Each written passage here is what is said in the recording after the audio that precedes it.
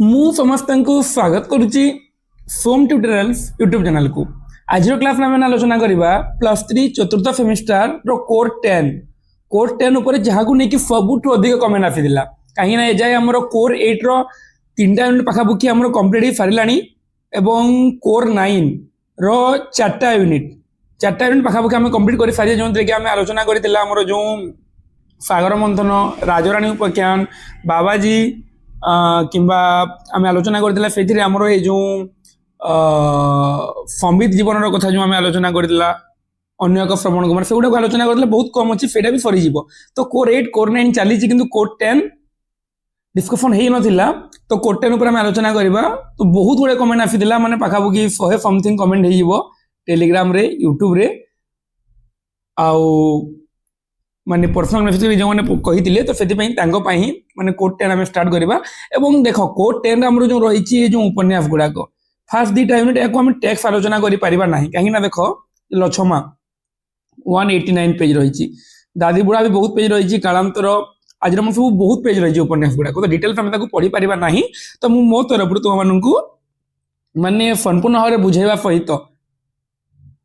से प्रसंग उपर जी अधिक हो पार डाटा मुझे तुमको देवाई चेष्टा करी विषय वस्तु और जो गल्प गुड़िक रहा ये गल्प गुड़िक आम गोटे गोटे गल्प करके डिटेल्स आम आलोचना करदेवा। तो फकीरमोहन सेनापति प्रथम रही फकीरमोहन सेनापति लछमा उपर आलोचना करवा। लछमा जोटा कि फकीरमोहन सेनापति गोटे उपन्यास, 4टा उपन्यास रचना करते 6 8 घंटा मामू लछमा प्रायश्चित, से भितर लछमा उपन्यास उपर आम आलोचना करवा। लछमा उपन्यास उपर आलोचना करने पूर्व फकीरमोहन गुड़िक पढ़ीदेवा, तापर आम लछमा उपर पढ़ा। देख व्यासकवि फकीरमोहन आधुनिक ओडिया साहित्यर हाँ आउ गोटे जिनिस फकीरमोहन को जो देजी पिला माने जे जगह प्रतंगर गोटे उपन्यास देजी एवं ए जगह गोटे रेवती गल्प देजी। तो ये जो माने परिचय गाल्पिक परिचय, औपन्यासिक परिचय और गाल्पिक परिचय प्राय समान रहा। तो फकीरमोहन को जो आलोचना करवा बर्तमान से तुम गल्पर आरंभ में लिखिपार, उपन्यास आरंभ में से जिन तुम लिखिपार। तो व्यासकवि फकीरमोहन को आलोचना करवा। आधुनिक ओडिया साहित्यर आदि पर्व में व्यासकवि फकीरमोहन सेनापति एक क्रांतिकारी प्रतिभा, जीवन तांकर संग्राम और संघर्षर एक निरवधि धारा। बाल्य जीवन जीवन संग्राम आरंभ माने जीवन संग्राम बाल्य काल ही से जारी रखिंट। केतेबेले व्याधि, केतेबेले परिवार, केतेबेले पत्नी और संतान, केतेबेले बंधुंक जोगु से जंत्रणार सम्मुखीन होइचंती, अन्य केतेबेले से सामाजिक और प्रशासनिक कारण सम्मुखीन होइचंती दुखर जंत्रणा। तथापि से थिले जीवन संग्राम रे अविचल। लक्ष्य थिला ओडिया भाषार सुरक्षा और उन्मेष। ओडिया भाषा आंदोलन पुरोधा भाव में फकीरमोहन को ग्रहण करिथाउ। एते जीवन रे एते दुख कष्ट थाई कि मध्य से एते गुडे गल्प, एते गुडे उपन्यास, एते गुडे कविता से रचना करिकी जाइछंती, जोंथि कि तांको आमे कहिताउ जे जेतेबेले आमे कथा साहित्य उपर आलोचना करू, कथा साहित्य रे कोन जाए जे गल्प और उपन्यास ए सब कथा साहित्यर पर्याय भुक्त। तो कथा साहित्य पढ़िले ही फकीरमोहन का नाम आसे और से निजे रचना करने सहित परवर्ती समय जहाँ गाल्पिक आसिले जहाँ उपन्यासिक आसिले से प्रभावित करके जाइछंती। 1843 मसीहा जनवरी मास मकर संक्रांति दिन जन्म होता बालेश्वर मल्लिकाशपुर ठारे। पिता लक्ष्मणचरण सेनापति मृत्यु होता जितेबले फकीरमोहन को मात्र 1 वर्ष 5 मास। यापर मातृवियोग। 7-8 वर्ष पर्यंत नाना रोग जंत्रणा से भोगिले। ठाकुर माँ आदर जत्न और सेवारे से बंचिले। तांकर प्रथम नाम थिला ब्रजमोहन। ठाकुर माता तांकु पीरंकु माने सेतेबेले पिता माता मृत्यु पर आउ जने ठाकुर माँ बोलिकी सहित रहिले परे तांकु पीरंकु समर्पण कर दिया गला। पर तांकर नाम रखा फकीरमोहन और ब्रजमोहन लोप पाइथिला। 9 वर्ष बयस ग्राम्य चाटशाला विद्यारंभ कले। ये बाल्य जीवन माने गढ़ी उठे जिन गुड़ जानवर तुम से माने डिटेल्स माने आवश्यकता नहीं, जस्ट टिके तुम से ऊपर जानी थाओ। तो फकीरमोहन जीवन बाल्यकाल दुर्विषहमय थिला। पिता मृत्यु पर माता मृत्यु पर पत्नी मृत्यु पर पुनर्विवाह यही भाव में जीवन गतिशील होगी आगु आगु आसी। फकीरमोहन शिक्षकता काल में ओडिशा रे 9 अंक दुर्भिक्ष पड़ा। से अनुभव कले ओडिशार दुख दुर्दशा। 1868 मसीह से बालेश्वर छापाकल प्रतिष्ठा कले और से ही प्रेस रु प्रकाश कले। से बालेश्वर संवाद वाहिका और बोधदायिनी नामक साहित्य पत्रिका से प्रकाश करते। शिक्षकता सहित फकीरमोहन संग्रामी जीवन आरंभ है। 1869-70 बेलू बंगला भाषा ओडिशा रे चलाई ଓଡ଼ିଆ ଭାଷାକୁ ଉଠାଇ ଦେବାକୁ ଯେଉଁ ଚକ୍ରାନ୍ତ ହେଲା ତାହା ବିରୋଧରେ ଫକୀରମୋହନ ଅଣ୍ଟା ଭିଡ଼ିଥିଲେ। ତାଙ୍କୁ ସାହାଯ୍ୟ କଲେ ବାଲେଶ୍ୱର ଜିଲ୍ଲାର କଲେକ୍ଟର ଜନ୍ ବିମ୍ସ। ଓଡ଼ିଶାରେ ଓଡ଼ିଆ ଭାଷା ବଞ୍ଚିଲା ଏବଂ ବିଦ୍ୟାଳୟମାନଙ୍କରେ ଯେତେବେଳେ ବିଭିନ୍ନ ଜାଗାରେ ଭାଷା ବିଲୋପ ଆନ୍ଦୋଳନ ହେଇଥିଲା 1869-70 ହେଲା, କିମ୍ବା ଯେତେବେଳେ ସମ୍ବଲପୁର 1895 ମସିହାରେ ଓଡ଼ିଆ ଭାଷାକୁ ବିଲୋପ କରି ଦିଆଗଲା। ତ ଏଇ ଯେଉଁ ଷ୍ଟାର୍ଟିଂରେ ଯେଉଁ ଆମେ ଯେତେବେଳେ ମାନେ ସ୍ୱତନ୍ତ୍ର ଓଡ଼ିଶା ପ୍ରଦେଶ ଗଠନରେ ଯେମିତିକି ମଧୁସୂଦନ ଦାସଙ୍କର ଅବଦାନ ବୋଲି ଆମେ କହିଥାଉ, ସେଇଭଳି ଭାବରେ ଆମେ ଯଦି ଦେଖିବା ଯେ ଏ ଯେଉଁ ମାନେ ଆମେ କହିପାରିବା ଯେ ଭାଷା ବିଲୋପ ଆନ୍ଦୋଳନ, ଭାଷାକୁ ଲୋପ କରିଦେବା ପାଇଁ ଯେଉଁ ଚକ୍ରାନ୍ତ ଚାଲିଥିଲା ସେଇ ସମୟରେ, ସେଥିରେ ତୁମକୁ ଯେଉଁଟା ମୁଁ ପଢ଼େଇଥିଲି ତୁମର ଥାର୍ଡ ସେମିଷ୍ଟରରେ ଭାଷା ବିଲୋପ ଆନ୍ଦୋଳନ ଯେଉଁଥିରେ ଥିଲା, ସେଥିରେ ମୁଖ୍ୟ ପ୍ରଥା ଭାବରେ ଆମେ ଫକୀରମୋହନଙ୍କୁ ଗ୍ରହଣ କରିଥାଉ। ସେହି ସମୟରେ ଫକୀରମୋହନଙ୍କର ପ୍ରଥମ ପତ୍ନୀଙ୍କର ବିୟୋଗ ହେଲା। ସେ ପୁଣି ଦ୍ୱିତୀୟବାର ବିବାହ କରିଥିଲେ ଏବଂ ଦ୍ୱିତୀୟବାର ଯେଉଁ ବିବାହ କଲେ କୃଷ୍ଣା କୁମାରୀ ବୋଲିକି, ସେଥିରେ ତାଙ୍କର ଯଥାର୍ଥ ପ୍ରେରଣାର୍ଥୀ ଏବଂ ସେ ଷ୍ଟାର୍ଟିଂରୁ ବି ଯେଉଁ ତାଙ୍କ ପତ୍ନୀ ମୃତ୍ୟୁବରଣ କରିଥିଲେ ତାଙ୍କୁ ନେଇକି ସେ ଲେଖିଥିଲେ ହସି ହସି ଗଲୁ ମୋତେ କନ୍ଦାଇ କନ୍ଦାଇ, ମାନେ ସେଇ ତାଙ୍କର ଯେଉଁ କବିତା, ତ କବିତା ଗଳ୍ପ ଉପନ୍ୟାସ ସବୁ କ୍ଷେତ୍ରରେ ଫକୀରମୋହନ ସେନାପତି ପ୍ରସିଦ୍ଧି ଅର୍ଜନ କରିଛନ୍ତି। ଫକୀରମୋହନ ଖ୍ରୀଷ୍ଟ ଧର୍ମ ଗ୍ରହଣ କରିବାକୁ ଇଚ୍ଛା କରି ମଧ୍ୟ ସେହି ଧର୍ମ ସେ ଗ୍ରହଣ କରିପାରିଲେ ନାହିଁ। ବ୍ରାହ୍ମ ଉପାସନାରେ ଯୋଗ ଦେଇ ମଧ୍ୟ ବ୍ରାହ୍ମ ହେଲେ ନାହିଁ, କିନ୍ତୁ ତାଙ୍କ ଭିତରେ ଏକେଶ୍ୱର ଭାବନା ବଳବତ୍ତର ରହିଲା। ସେ ପ୍ରଥମେ ପାଠ୍ୟପୁସ୍ତକ ରଚନା କଲେ। ଏହି ସମୟରେ ସେ ଜନ୍ ବିମ୍ସଙ୍କ ଯୋଗୁଁ ହେଲେ ଷ୍ଟେଟ୍ ଏଡମିନିଷ୍ଟ୍ରେଟର। ନୀଳଗିରି, ଡୋମପଡ଼ା, ଢେଙ୍କାନାଳ, କେନ୍ଦୁଝର, ଦଶପଲ୍ଲା, ପାଲଲହଡ଼ା, କେନ୍ଦ୍ରାପଡ଼ା ପ୍ରଭୃତି ସ୍ଥାନରେ ସେ ମ୍ୟାନେଜର, ଦେବାନ, ଆସିଷ୍ଟାଣ୍ଟ ମ୍ୟାନେଜର ରୂପେ କାର୍ଯ୍ୟ କରି 1899 ମସିହା ବେଳକୁ ଅବସର ଗ୍ରହଣ କଲେ ଓ କିଛି କାଳ କଟକରେ ରହିକି ବାଲେଶ୍ୱରକୁ ଚାଲିଗଲେ। ଏବଂ ବାଲେଶ୍ୱର ତାଙ୍କର ଯେଉଁ ଜନ୍ମସ୍ଥାନ, ସେ ବାଲେଶ୍ୱରକୁ ନେଇକି ଅନେକ ଗୁଡ଼ିଏ ବାଲେଶ୍ୱର ରାହାଜାନୀ, ବାଲେଶ୍ୱର ପାଙ୍ଗାଳୁନି, ତାଙ୍କ ଏଇଭଳି ଗଳ୍ପ ଗୁଡ଼ିକରେ ବାଲେଶ୍ୱର ଚିତ୍ର ମଧ୍ୟ ଦେଖିବାକୁ ପାଇବା। ତାଙ୍କର ପ୍ରଥମ ପୁତ୍ରର ବିୟୋଗ ପରେ ପତ୍ନୀଙ୍କ ମନୋବେଦନା ଦୂର କରିବା ପାଇଁ ରାମାୟଣକୁ ସେ ଅନୁବାଦ କରିଥିଲେ। ପତ୍ନୀଙ୍କ ବିୟୋଗ ପରେ ସେ ହେଲେ ଏକାକୀ। ପ୍ରଥମେ ପାଠ୍ୟପୁସ୍ତକ ଲେଖିଥିଲେ, ପରେ ସେ ହେଇଛନ୍ତି ଅନୁବାଦକ। ବାମଣ୍ଡା ରାଜଦରବାର ତାଙ୍କୁ ସରସ୍ୱତୀ ଫକୀରମୋହନ ଉପାଧି ଦେଇଥିଲା। ଏ ସରସ୍ୱତୀ ଉପାଧି ତାଙ୍କୁ ବାମଣ୍ଡା ରାଜଦରବାର ଦେଇଥିଲା ଏବଂ 1918 ମସିହାରେ 1848ରେ ଜନ୍ମଗ୍ରହଣ କରିକି ସେ 1938 ମସିହାରେ ଇହଲୀଳା ସମ୍ବରଣ କରିଥିଲେ। ଆଧୁନିକ ଓଡ଼ିଆ ସାହିତ୍ୟରେ ସେ ପ୍ରକୃତରେ କ୍ରାନ୍ତିକାରୀ ମାନେ ନୂତନ କ୍ରାନ୍ତି, ନୂତନ ବିଷୟ। ଆଗରୁ ଯେମିତିକି ଗଳ୍ପ ସେତେ ନଥିଲା, ମାନେ ଗଳ୍ପ ନ ହିଁ ଥିଲା, ଉପନ୍ୟାସ ବି ନଥିଲା, ତ ସେ ଜିନିଷକୁ ସେ ସୃଷ୍ଟି କରିଛନ୍ତି। ଆମେ ତାଙ୍କୁ କ୍ରାନ୍ତିକାରୀ ସ୍ରଷ୍ଟା ବୋଲିକି ଆମେ କହିପାରିବା। ଯେମିତି ତାଙ୍କର ପ୍ରଥମ ଗଳ୍ପ 1898 ମସିହାରେ ଉତ୍କଳ ସାହିତ୍ୟ ପତ୍ରିକାରେ ପ୍ରକାଶ ପାଇଥିଲା ରେବତୀ ବୋଲିକି। ତା ପୂର୍ବରୁ ମଧ୍ୟ ଲଛମନିଆ, ଯାହାର କିଛି କାନ୍ଫ ମାନେ କିଛି ମିଳୁନି, କେବଳ ସେ ମେନସନ କରିଛନ୍ତି ଲଛମନିଆ ପ୍ରଥମ ଗଳ୍ପ ବୋଲିକି। ତ ତାଙ୍କୁ ମାନେ କ୍ରାନ୍ତିକାରୀ ସ୍ରଷ୍ଟା ବୋଲି କହିପାରିବା। ସେ ବ୍ୟାସକବି ସରସ୍ୱତୀ ଫକୀରମୋହନ ଆଧୁନିକ ଓଡ଼ିଆ ସାହିତ୍ୟର ସେ ଯଥାର୍ଥରେ ପ୍ରାଣ ପ୍ରତିଷ୍ଠାତା, ନବଯୁଗର ପ୍ରବର୍ତ୍ତକ। ରାଧାନାଥଙ୍କୁ ଆମେ ସୌନ୍ଦର୍ଯ୍ୟର କବି ବୋଲି କହିଥାଉ। ମଧୁସୂଦନ ହେଉଛନ୍ତି ମଙ୍ଗଳର କବି। ସେଇଭଳି ଭାବରେ ଫକୀରମୋହନ ହେଉଛନ୍ତି ସତ୍ୟର ରୂପକାର। ତେଣୁ ଫକୀରମୋହନ ହେଉଛନ୍ତି କ'ଣ, ଯେ ନବଯୁଗର ମାନ୍ତ୍ରିକ। ଫକୀରମୋହନ ସେନାପତିଙ୍କୁ ଆମେ ନବଯୁଗର ମାନ୍ତ୍ରିକ ବୋଲିକି କହିଥାଉ। ତ ବର୍ତ୍ତମାନ ଆମେ ଫକୀରମୋହନ ସେନାପତିଙ୍କ ଉପରେ ଆମେ ଆଲୋଚନା କଲା ଯେ ଫକୀରମୋହନଙ୍କ ଉପରେ ଯେତେବେଳେ ତୁମେ ତାଙ୍କର ଗଳ୍ପ ରେବତୀ ଉପରେ ଲେଖ କିମ୍ବା ତାଙ୍କର ଉପନ୍ୟାସ ଲଛମା ଉପରେ ଲେଖ, ତୁମକୁ ଫକୀରମୋହନଙ୍କ ଉପରେ ପ୍ରଥମେ ଲେଖିବାକୁ ପଡ଼ିବ। ତ ଫକୀରମୋହନ କିଏ, କେବେ ଜନ୍ମଗ୍ରହଣ କରିଥିଲେ, କେମିତି ସେ ତାଙ୍କର ସାରସ୍ୱତ ସାଧନା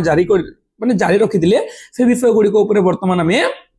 ଆଲୋଚନା କରି ସାରିଲା। ତ ଯେତେବେଳେ ବି ପ୍ରଶ୍ନ ଉଠେ ଯେ ଆଧୁନିକ ଯୁଗରେ, ଯାହାକୁ ଆମେ ଆଧୁନିକ ଯୁଗ ବୋଲି କହିଥାଉ, ଫକୀରମୋହନ ଯୁଗ, ରାଧାନାଥ ଯୁଗ ବୋଲି ଯେଉଁ କହିଥାଉ, ରାଧାନାଥକୁ କାବ୍ୟ ଯୁଗ, ମାନେ ଯେମିତିକି କେଦାର, ଗୌରୀ, ନନ୍ଦିକେଶ୍ୱରୀ, ଚନ୍ଦ୍ରଭାଗା, ଉଷା, ଚିଲିକା, ପାର୍ବତୀ, ମହାଯାତ୍ରା, ଯେମିତିକି ଏ ଯେଉଁ କାବ୍ୟ ଗୁଡ଼ିକ, କାବ୍ୟ ଯୁଗର ମାନେ କାବ୍ୟର ପ୍ରବର୍ତ୍ତକ ଭାବରେ ଆମେ ରାଧାନାଥଙ୍କୁ ଗ୍ରହଣ କଲେ। ଅନ୍ୟପଟରେ ଯେଉଁ ଫକୀରମୋହନଙ୍କୁ କଥା ସାହିତ୍ୟରେ, ଯେଉଁଥିରେ କି ସମକାଳୀନ ସମାଜର ଚିତ୍ର, ସେଇ ସମୟର ସମାଜର ଚିତ୍ରକୁ ନେଇକି ସେ ରଚନା କରିଥିଲେ ଛଅଣ ଆଠଗୁଣ୍ଡ, ମାମୁଁ, ଲଛମା, ପ୍ରାୟଶ୍ଚିତ ଭଳିଆ ଉପନ୍ୟାସ ଗୁଡ଼ିକ, ଯେଉଁଥିରେ କି ସେଇ ସମୟର ସମୟକୁ ଆମେ ମାନେ ସେଇ ଉପନ୍ୟାସକୁ ପଢିକି ଆମେ ଜାଣିଥାଉ ଯେ ସେଇ ସମୟର ସମାଜ କେମିତି ଥିଲା, ସେଇ ସମୟର ସମାଜର ବ୍ୟବସ୍ଥା କେମିତି ଥିଲା, ସେଇ ସମୟରେ ଲୋକମାନେ କେମିତି ବଞ୍ଚୁଥିଲେ, କେମିତି ମରୁଥିଲେ, କେମିତି ଖାଉଥିଲେ, କେମିତି ପିଉଥିଲେ, କେମିତି ରହୁଥିଲେ। ଟୋଟାଲ ମାନେ ସେଇ ସମୟର ସମାଜକୁ ଜାଣିବାକୁ ହେଲେ ଆମକୁ ଛଅଣ ଆଠଗୁଣ୍ଡ ଉପନ୍ୟାସ ପଢିବାକୁ ପଡେ। ସେଇ ଉପନ୍ୟାସରେ ସବୁ କିଛି ବ୍ୟବସ୍ଥାରେ ବର୍ଣ୍ଣନା କରିକି ଦେଇଛନ୍ତି। ତ ବର୍ତ୍ତମାନ ଆମେ ଆଲୋଚନା କରିବା ଯେ ତାଙ୍କର ମାନେ ଏ ଯେଉଁ ରହିଲା ଉପନ୍ୟାସ ଲଛମା ଉପରେ ସର୍ବମୋଟ 4ଟି ଉପନ୍ୟାସ ରଚନା କରିଛନ୍ତି। ଛଅମାଣ ଆଠଗୁଣ୍ଡ, ମାମୁଁ, ଲଛମା, ପ୍ରାୟଶ୍ଚିତ ଏବଂ କେବଳ ଗୋଟେ ହିଁ ଲଛମା ଯେଉଁଟାକି ତାଙ୍କର ଐତିହାସିକ ଉପନ୍ୟାସ। ବାକି 3ଟି ସାମାଜିକ। ଛଅମାଣ ଆଠଗୁଣ୍ଡ, ମାମୁଁ, ପ୍ରାୟଶ୍ଚିତ ସାମାଜିକ, ଲଛମା ଗୋଟେ ତାଙ୍କର ଐତିହାସିକ। ଲଛମା ଉପରେ ଗୋଟେ ଜିନିଷ ମନେ ରଖ ଯେ ଲଛମା ପ୍ରକୃତରେ ଲଛମାରେ ଆମେ ଦେଖିବା ଯେ ସେଇ ସମୟରେ ବର୍ଗୀ ମାନଙ୍କର ଅତ୍ୟାଚାର ଚିତ୍ର। 1740ରୁ 1800 ମସିହା ପାଖାପାଖି 1800 ମସିହା ପର୍ଯ୍ୟନ୍ତ, 1800 ପରେ ଇଂରେଜମାନେ ଆସିଲେ। ତ ଏଇ 1740ରୁ 1800 ମସିହା ମଧ୍ୟରେ କେଉଁଭଳି ଭାବରେ ବର୍ଗୀ ମାନେ, ଯାହାକୁ ଆମେ ମରଟ୍ଟା ମାନେ ବୋଲି କହିଥାଉ, ସେମାନେ କେମିତି ଅତ୍ୟାଚାର କରୁଥିଲେ, ଆମକୁ କେମିତି ଶାସନ କରୁଥିଲେ, ସେଇ ଚିତ୍ର ଆମେ ଦେଖିବାକୁ ପାଇବା ଲଛମାରେ ଆଉ ଗୋଟେ ଗୁରୁତ୍ୱପୂର୍ଣ୍ଣତା ଉପରେ ଦେଖିବା ଯେ ଲଛମାଟା ଯୋଉ ପ୍ରକାଶ ପାଇଥିଲା ସମସ୍ତେ କହନ୍ତି ଯେ 1914 ମସିହାରେ ଏଇଟା ପ୍ରକାଶ ପାଇଥିଲା 1914 ମସିହାରେ ଏଇଟା ପ୍ରକାଶ ପାଇଥିଲା ମୁକୁର ପ୍ରେସରୁ କୋଉ ପ୍ରେସରୁ ମୁକୁର ପ୍ରେସରୁ ଏଇଟା 1914 ମସିହାରେ ପୁସ୍ତକ ଆକାରରେ ପ୍ରକାଶ ପାଇଥିଲା କିନ୍ତୁ ପୁସ୍ତକ ଆକାରରେ ପ୍ରକାଶ ହେବା ପୂର୍ବରୁ ପୁସ୍ତକ ଆକାରରେ ପ୍ରକାଶ ହେବା ପୂର୍ବରୁ କଣ ପୁସ୍ତକ ଆକାରରେ ପ୍ରକାଶ ହେବା ପୂର୍ବରୁ 1901 ରୁ 1903 ପର୍ଯ୍ୟନ୍ତ 1903 ପର୍ଯ୍ୟନ୍ତ ଉତ୍କଳ ସାହିତ୍ୟ ପତ୍ରିକାରେ ସେଇଟା ଧାରାବାହିକ ଭାବରେ ପ୍ରକାଶିତ ହେଉଥିଲା ଅପୂର୍ବ ମିଳନ ନାମରେ ତ ଲଛମା କେବେ ପୁସ୍ତକ ଆକାରରେ 1904 ରେ ପତ୍ରିକା ହିସାବରେ 1901 ରେ ସେଇଟା ମୁକୁରରେ ସରି ଲଛମାଟା କଣ 1914 ରେ ପୁସ୍ତକ ଆକାରରେ ମୁକୁରରେ ଏବଂ 1901 ରେ ସେଟା ଉତ୍କଳ ସାହିତ୍ୟରେ ପତ୍ରିକାରେ ଧାରାବାହିକ ଭାବରେ ପ୍ରକାଶ ପାଉଥିଲା ମାନେ ଆଗରୁ କଣ ହଉଥିଲା ନା ଗୋଟେ ଜଣେ ରଚନା କଲେ ଏବେ ବର୍ତ୍ତମାନ ଯେମିତି ବୁକ୍ ବାହାର କରିଦିଅ ନାହିଁ ସେମିତି ନାହିଁ ଆଗରୁ ଧାରାବାହିକ ଭାବରେ ମାନେ କଣ ଟିଭିର ଯୋଉ ସିରିଏଲ ତମେ ଦେଖୁଛ କଣ ଧାରାବାହିକ ବୋଲିକି ଟିଭି ପର୍ଦ୍ଦାରେ ବାହାରୁଛି ଏଇଟା ଧାରାବାହିକ ମାନେ ପାର୍ଟ କରିକି ପରିଚ୍ଛେଦ କରିକି ଏଇଟା କଣ ସେ ପତ୍ରିକା ଗୁଡ଼ିକରେ ପ୍ରକାଶ ପାଉଥିଲା ଏବଂ ପରେ 1914 ମସିହାରେ ଏଇଟା ମୁକୁର ପ୍ରେସରେ ପ୍ରକାଶିତ ହେଇଥିଲା ଏଇଟା ଗୋଟେ ଇମ୍ପୋର୍ଟାଣ୍ଟ ଆଉ ଗୋଟେ ଜିନିଷ ଯେ ଯୋଉ ଲଛମାରେ ଟୋଟାଲ 42ଟି ପରିଚ୍ଛେଦ ରହିଛି 42ଟି ପରିଚ୍ଛେଦ ପ୍ଲସ୍ ଉପସଂହାର ରହିଛି ଏବଂ ଏହାର ପ୍ରଥମ ପରିଚ୍ଛେଦର ନାମ ହେଉଛି କଣ ପ୍ରଥମ ପରିଚ୍ଛେଦର ନାମ ହେଉଛି ରାହାଜାନି ପ୍ରଥମ ପରିଚ୍ଛେଦର ହେଉଛି ରାହାଜାନି ଏବଂ 42 ନମ୍ବର ପରିଚ୍ଛେଦର ନାମ ହେଉଛି ବଂଶ ପରିଚୟ ଆଉ ଲାଷ୍ଟ ଉପସଂହାର ରହିକି ଏ ଲଛମା ଉପନ୍ୟାସ ସରୁଛି ତ ଲଛମାରେ ଆମେ ଯେତେବେଳେ ଦେଖିବା ଯେ ଲଛମା ତାଙ୍କର ଦ୍ୱିତୀୟ ଉପନ୍ୟାସ ଏବଂ ଲଛମାରେ ସେ ସମୟରେ ବର୍ଗୀୟ ଅତ୍ୟାଚାରରେ ପୀଡ଼ିତ ଓଡ଼ିଶାର ଜାତୀୟ ଜୀବନ କେମିତି ସେ ସମୟରେ ବିପର୍ଯ୍ୟସ୍ତ ହୋଇ ପଡ଼ିଥିଲା କେଉଁ ଭାବରେ ଲୋକମାନେ ଅବସାଦରେ ଦୁଃଖରେ ଜୀବନ ଅତିବାହିତ କରୁଥିଲେ କେଉଁ ସମୟରେ ବର୍ଗୀ ମାନେ ଆମ ଉପରେ ବାରମ୍ବାର ଅତ୍ୟାଚାର କରୁଥିଲେ ସେ ଇତିହାସର କଙ୍କାଳକୁ ଆଣିକି ସେ କଣ କରିଛନ୍ତି ଯେ ସାମାଜିକ ଇତିହାସର କଙ୍କାଳକୁ ଆଣିକି ସେଥିରେ ସାମାଜିକ ବିଷୟବସ୍ତୁକୁ ଭର୍ତ୍ତି କରିକି ଇତିହାସର କଙ୍କାଳ ଆଣିକି ସେଥିରେ ସାମାଜିକ ବିଷୟବସ୍ତୁକୁ ପୁରେଇକି ସେ ଏହି ଉପନ୍ୟାସ ରଚନା କରିଛନ୍ତି ବହୁତ ଇଣ୍ଟରେଷ୍ଟିଂ ଲାଗିବ ଏହାର ଷ୍ଟୋରି ଲଛମା ଆମେ ଆଲୋଚନା କରିବା ତ ଲଛମା ପଢିବା ପୂର୍ବରୁ ତୁମକୁ ଯେଉଁ କେତେଟା ପଏଣ୍ଟ କହିଥିଲି କୋଉ ପତ୍ରିକାରେ ପ୍ରକାଶ ପାଇଥିଲା କେତେଟା ପରିଚ୍ଛେଦ ରହିଛି এই ଜିନିଷ ଗୁଡ଼ିକ ତୁମମାନଙ୍କ ବେସିକ୍ ପାଇଁ ଯୋଉଟା କି ତୁମମାନେ ଖୋଜିଲେ ମଧ୍ୟ କୋଉଠି ପାଇବନି ତ এই ଜିନିଷ ଗୁଡ଼ିକ ଜାଣିଥାଅ ତାପରେ ବର୍ତ୍ତମାନ ଆମେ ଲଛମା ଉପରେ ଆଲୋଚନା କରିବା ଉପଯୁକ୍ତ ତିନୋଟି ସାମାଜିକ ଉପନ୍ୟାସ ଉପରେ ଫକୀରମୋହନ ଗୋଟେ ଐତିହାସିକ ଉପନ୍ୟାସ ରଚନା କରିଥିଲେ ମାନେ ଫକୀରମୋହନ ଗୋଟେ ଯେଉଁ ଚାରୋଟି ଉପନ୍ୟାସ କହିଥିଲେ ଛଅମାଣ ଆଠଗୁଣ୍ଠ ମାମୁ ଲଛମା ପ୍ରାୟଶ୍ଚିତ ଏ ଭିତରୁ ଛଅମାଣ ଆଠଗୁଣ୍ଠ ମାମୁ ଆଉ ପ୍ରାୟଶ୍ଚିତ ତିନିଟା ହେଉଛି ସାମାଜିକ ଉପନ୍ୟାସ ଏବଂ ଗୋଟେ ହେଉଛି ଲଛମା जोटा कि ऐतिहासिक उपन्यास और यार प्रारंभिक नाम था अपूर्व मिलन प्रथम यहाँ अपूर्व मिलन नाम प्रकाशित होता है परवर्ती समय लछमा नाम पुस्तक आकार प्रकाशित होती 1751 मसीह मरहट्टा शक्तिर अभ्युदय एवं मोगल साम्राज्यर विलय विषय चित्रित होती 1751 पाखापाखि 1800 मसीहा पर्यंत इंग्रेज मान शासन पूर्व जो मरहट्टा शासन करुले से मरहट्टा शक्तिर अभ्युदय पर क्यों भली भाव से मैंने अत्याचार कर मोगल साम्राज्य केमी विलय होती आलोचना कराई छत्रपति शिवाजी मरहट्टा अधिपति रघुजी भोसला समय बेलू मरहट्टा मान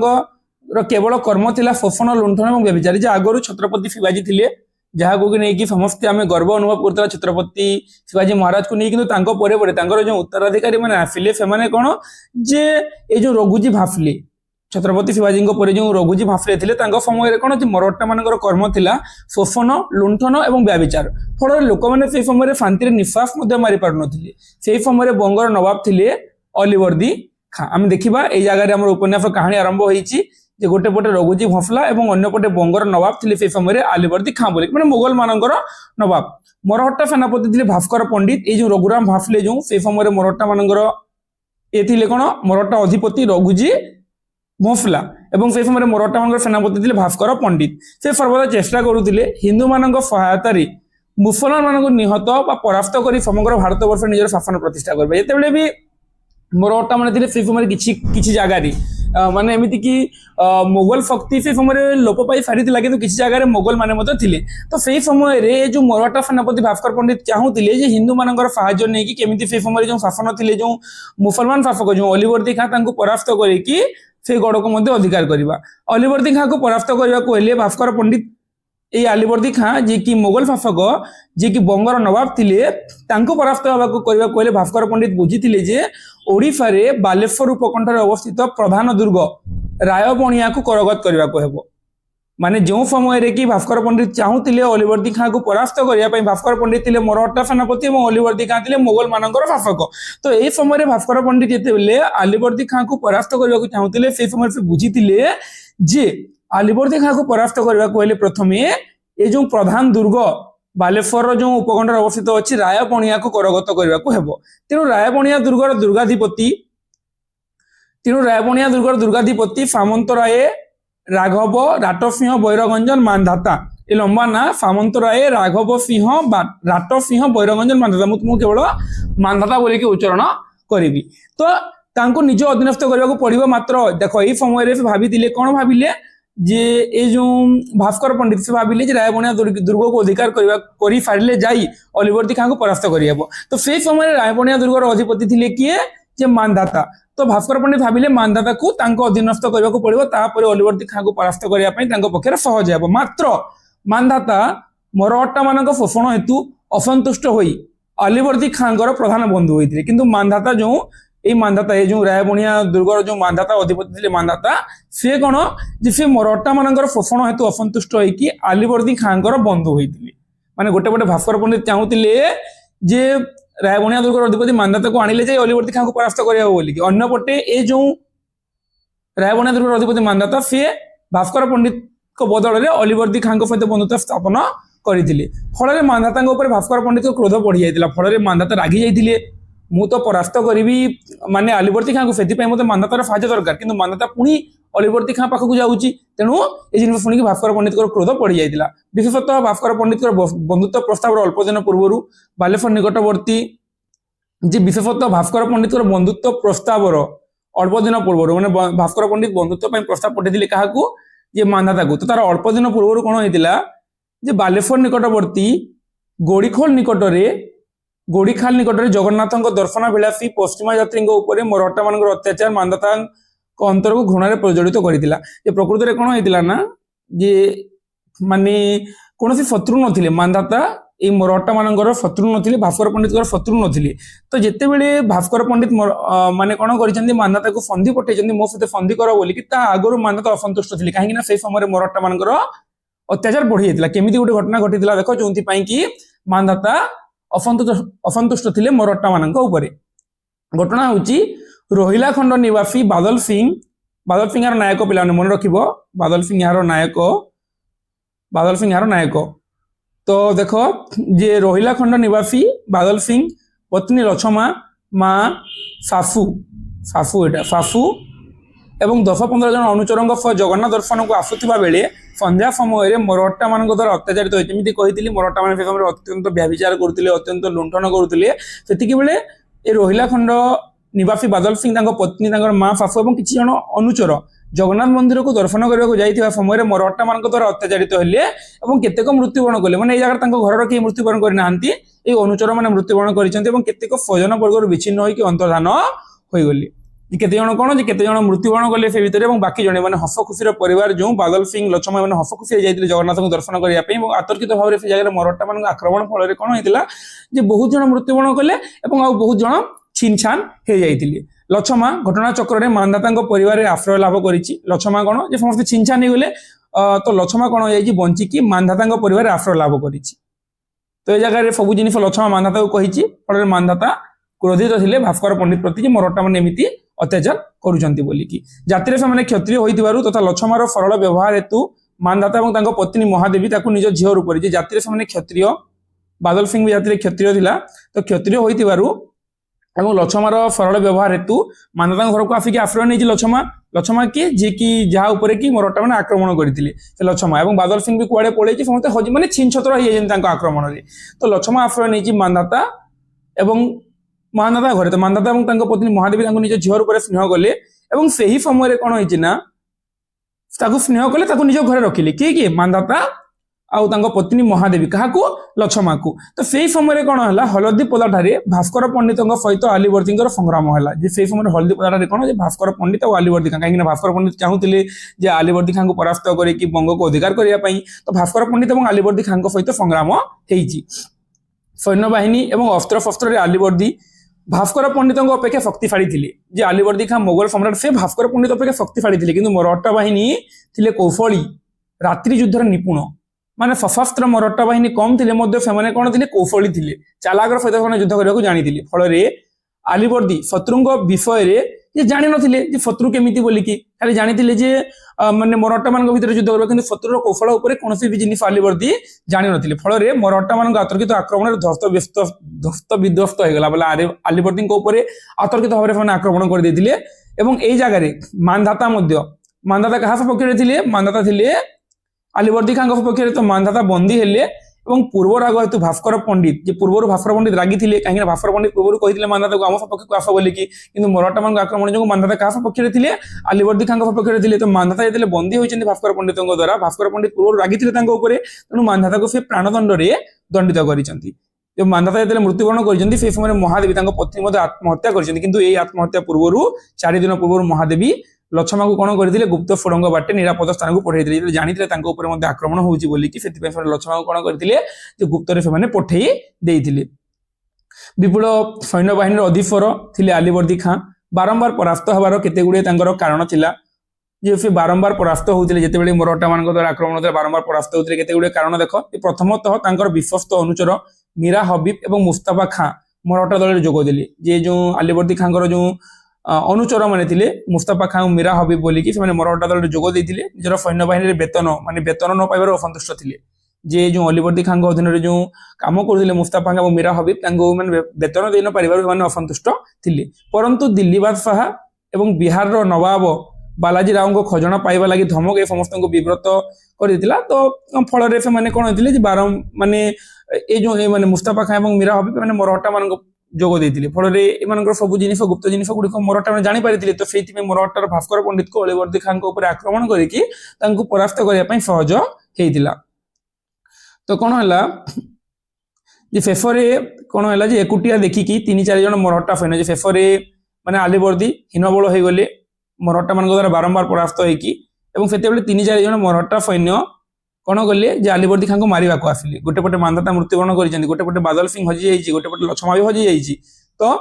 कौन होई समय मराठा सैन्य मैंने निहत करने आसला समय अचानक बादल सिंह से जगह प्रवेश करी मराठा सैन्य को निहत करके माने बादल सिंह भी हजि जाइए तो से एमती पूर्व रागी भास्कर पंडित कहीं भास्कर पंडित परिवार को उजाड़ी देते तो से समय अचानक कौन उड़े बादल सिंह पलि आसिकी से मराठा सैन्य मान परास्त मान सैन्य मान निहत करके नवाब को रक्षा करी नवाब खुशी होगी बादल सिंह को नवाब माने कि आलीवर्दी खां से खुशी होगी बादल सिंह को 1000 पाइक उपर हाविलदार करदे जो जीवन बंचे 1000 पाइकर तो मालिक तो नेतृत्व 1000 सैन्य बाहिनी परिचालित हे बोलिक से कहले तापर से मुस्ताफा खां निकट में क्षमा मागी पुणी निजर दल को फेरी आने मुस्ताफा खां जी असंतुष्ट थे दल उपर पैसा दे पारू क्षमा मागिले आलीवर्दी खां और दल को पुणी फेरी आनिले मुस्ताफा खां जोग देवारू मराठा बाहिनी परास्त हेले मात्र बादल सिंह एकमात्र लक्ष्य था भास्कर पंडित को हत्या करवा जिते भी माने मुस्ताफा एमान पक्ष को निज पक्ष को पुणी पलि आसी मराठा माने पुणी पराजित होइछन्ति किंतु एई समय रे माने गोटे ही लक्ष्य थिला बादल सिंह रे केमिति से मराठा मानकर जो सेनापति भास्कर पंडित को हत्या करिवो काहेकि ना से लक्ष्मण माने खुशी रे जगन्नाथ मंदिर को जाइबा समय तांको ऊपर आक्रमण होइतिला तो से पटे एवं अन्य पटे लक्ष्मण मध्य लक्ष्मा भी विछोड़ित होइछि लक्ष्मा को जो मैंने पालन करते मानधाता से मराठा मान मारी युद्ध रे तो लक्ष्मा कौन होइछि स्वामी विच्छेद होइकि मराठा बाहिनी पर प्रतिशोध ना बोली प्रतिज्ञा एपटे बादल सिंह प्रतिज्ञा करिछि सेपटे लक्ष्मा मते प्रतिज्ञा करि जे जाबाटे प्रतिज्ञा करछन्ति केमिति भास्कर पंडित को मारिबे बोलिकि तेणु से युवक वेशरे पानरा साजिकी पानरा वेश धरिकी किए ये लक्ष्मा मराठा मानकर गतिविधि लक्ष्य करुला मराठा मान केउआडे गले केते भास्कर पंडित को मारिबो बोलिकि अन्यपटे बादल सिंह मते चाहिछि केमिति भास्कर पंडित को मारिबो बोलिकि गोटे ही लक्ष्य भास्कर पंडित को मारिबा मराठा सेनापति को तापर कौन होइछि अवशेष बादल सिंह चक्रांत करिछि जे केमिति भाबरे से मारिबो भास्कर पंडित को बोलिकि से कौन करिछि जे बादल सिंह को परामर्श अनुसार आलीवर्दी खां को कहिछि डाक भास्कर पंडित को संधि प्रस्ताव देकी संधि करिया बोलिकि तो आलीवर्दी खां फंदी प्रस्ताव देइजंती धन लोभरे फलरे माने धन लोभरे नहीं माने अलिवर्दी खां जेतेले फंदी प्रस्ताव देइजंती भास्कर पंडित धन लोभरे हां कहिछि और भास्कर पंडित अलिवर्दी खां को शिविर को प्रवेश करबा समय रे जेतेले अलिवर्दी खां को शिविर को भास्कर पंडित प्रवेश करिछि से समय रे छद्म बेफर लछमा थिला पानरा बेफरे बादल सिंह भी जानिनी एटा लछमा बोली की तो से पानरा माने पानरा बेफरे थिला एवं अन्य पटे बादल सिंह माने दी जण जुगी थिले भास्कर पंडित को मारिया पई तो छद्म बेफी लछमा एवं बादल सिंह उभयंकर छुरिका घात रे प्राण विसर्जन करिछि से जगह रे भास्कर पंडित दी जनकर छुरी घात रे किंतु बादल सिंह जानिनी एटा लछमा बोली की बादल सिंह जानिनी एटा लछमा बोली किंतु लछमा जानिछि एटा बादल सिंह बोली की तो छुरिका घात रे माने दी जण ताको छुरी मारि छथि छुरिका घात रे से मृत्युवरण करिछि से जगह से टळी पडिछि अलिवर्दी खां खुशी हो जाइछन्ती जहा भी हो भास्कर पंडित मृत्युवरण करिछि बोली की एवं बादल सिंह को जमीदार कर दिले बादल सिंह को जमीदार ऊपर नियुक्ति कले मात्र पानरा ऊपर संतुष्ट होगी ताको पुरस्कार जाचिले पानरा ऊपर खुशी होले पानरा भी ताको जेतु मारिछि तो पानरा माने कोन जे लछमा गोटे पुओ बेफ धारण करथिला समय जना पड़नथिला से लछमा बोली की तो पुरस्कार जाचिबारु पानरा कोन कहला छडनार कहला निज भौणी सह बादल सिंह रो विवाह प्रस्ताव देले ए पानरा को जेतले पुरस्कार जाचिछन्ती पानरा कोन कहिछि लछमा ए जगह रे कहिछि ए मो भौणी सहित बादल सिंह विवाह कर बोली की माने एमिति सारा जानिया पे पचारिछि बादल सिंह मनरे लछमा प्रति भल पाइबा अछि कि नै बोली काहे बादल सिंह लछमा को चिन्हि पारिनी लछमा पानरा बेफर अछि तो पानरा को जेते बेले अलिवर्दी खां कोन करिसंती पचारिसंती जे कोन दरकार तुमे तांको मारि देलो तुमको कोन दरकार को मु देबी बोली की ए समय ये कहिसंती जे मो गुटे भौणी अछि ता सहित बादल सिंह विवाह करिया पई तो से समय एकनिष्ठ बादल सिंह केवल लछमा को भल बदले जानि नांदी लछमा बोली की लछमा माने कहूची बोली की तो से कोन कहिसंती एकनिष्ठ से तो से प्रत्याख्यान करी की से जगह रु अंतर्धान हेइचंती अंतर्धान होइचंती शेषरे कोन होइची जे शेषरे अंतर्धान हो जाइछन्ती से जगह रु एवं शेषरे कोन होइची जे पिंडदान पई गया को जाइतिले गया रे पिंडदान करा जाय तांको मां सासू एमने माने जाइतिले बादल सिंह मानकर पिंडदान करिया पई बादल सिंह जाइतिले तांकर पिंडदान करिया पई जे जार पिंडदान करिया पई जाइतिले माने जानि नथिले ना समस्त बंजी जंदी बोली की तो गया रे कोन होइची मां सासू बादल सिंह एवं लछमा ए समस्तंकर नाटकीय भाव में मिलन हेइछि तापर से माने रायबुनिया दुर्गर अधीश्वर होई माने तापर रायबुनिया दुर्ग माने ए मानक माने जो रायबुनिया जो जोगरे जो मानदाता थिले से रायबुनिया दुर्गर अधीश्वर होई की बालेश्वर आफिकी सुखरे कालातिपात करथिले ए प्रसंग को नेकी रचना कराइछि लछमा तो ए जगह रे बादल सिंह होछि यार नायक एवं लछमा होछि एही उपन्यास रो नायिका एडा मु तुमको विषय वस्तु पढे देले एवं ए जगह रे भी माने देइछि ओरिजिनल टेक्स्ट भी चाहिए मु तुमको पढे थांती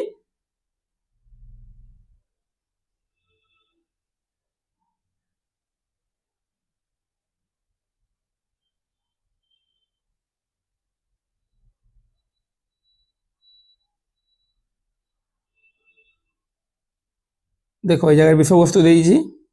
एटा पुराना बही जोडा कि तार ओरिजिनल टेक्स्ट देइछि केमिति ताकू चक्रांत रे डका हेइछि तापर देखो बादल सिंह दक्षिण हस्त द्वारा भास्कर पंडित गड़ देश रे छुरिया घात पूर्वक वाम हस्त स्थित सिंगा ध्वनित कले सेही सिंगा शब्द श्रवण मात्र के तंबू चतुर्दिग माने से ताकू जो मारि जंती से विषय रे जगह रे वर्णन दिया हेइछि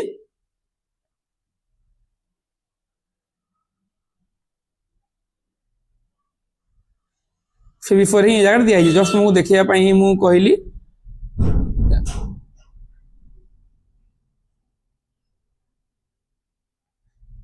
देखो ये जगह तार विषय वस्तु एमती भाव में जस्ट खाली मुझे देदी टेक्स्ट ये भाव में